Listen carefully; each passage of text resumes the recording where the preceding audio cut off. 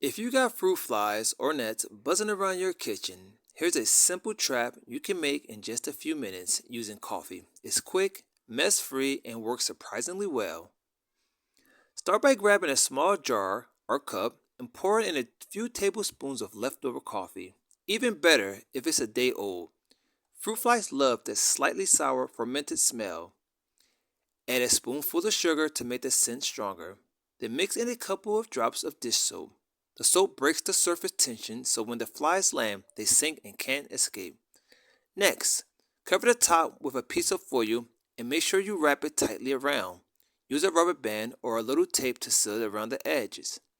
Then take a toothpick or fork and poke a few tiny holes in the top, just big enough for the flies to crawl in.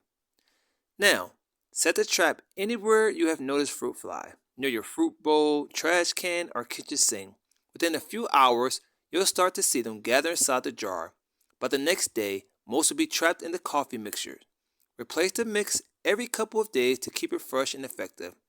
This homemade trap is simple, safe, and eco-friendly. No harsh chemicals, just coffee, sugar, and a little bit of dish soap. It's an easy way to take back your kitchen without spending a cent. Thanks for watching, and if you found this video helpful, hit the like button and subscribe for more quick DIY fixes and home hacks.